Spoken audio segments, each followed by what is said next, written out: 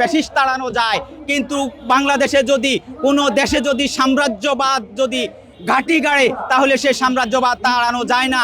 জি, আজকে আমরা এই বাংলাদেশ সমতা পার্টির উদ্যোগে আজকে মব সন্ত্রাস এবং মার্কিন যে আগ্রাসন এর বিরুদ্ধে আমরা আজকে আর এই প্রতিবাদী সমাবেশ করছি। আপনারা জানেন যে মার্কিন আগ্রাসন যে বাংলাদেশে এখন আমেরিকা এবং বাংলাদেশের সৈন্যরা যৌথভাবে তারা মহড়া দিচ্ছে। বাংলাদেশের জনগণ মনে করে বাংলাদেশের কোনো দল যদি ফ্যাসিস্ট হয় তাহলে কয়েক বছর পর সে ফ্যাসিস্ট তাড়ানো যায়, কিন্তু বাংলাদেশে যদি কোনো দেশে যদি সাম্রাজ্যবাদ যদি ঘাঁটি গাড়ে তাহলে সে সাম্রাজ্যবাদ তাড়ানো যায় না। কারণ আপনারা দেখেন বিশ্বের বিভিন্ন দেশে যেখানে সাম্রাজ্যবাদ ঘাঁটি গেড়েছে সেইখানে সেই দেশটাকে শেষ করে দিয়েছে।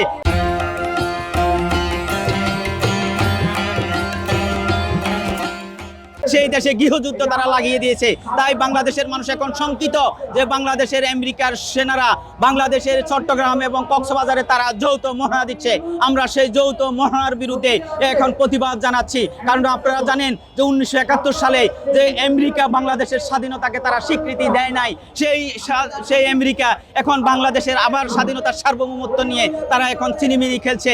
তাদের দোসর যে অন্তর্বর্তী সরকারকে তারা বাংলাদেশের রাষ্ট্র ক্ষমতায় বসিয়ে তারা এখন বাংলাদেশের যে বন্দর সেন্ট মার্টিন, মহেশখালী, বাংলাদেশের বন্দর চট্টগ্রামকে আলাদা করার যে একটা পায়তারা চলছে, সেই পায়তারার বিরুদ্ধে বাংলাদেশ সমতা পার্টি আজকে আমরা এখানে প্রতিবাদ করছি।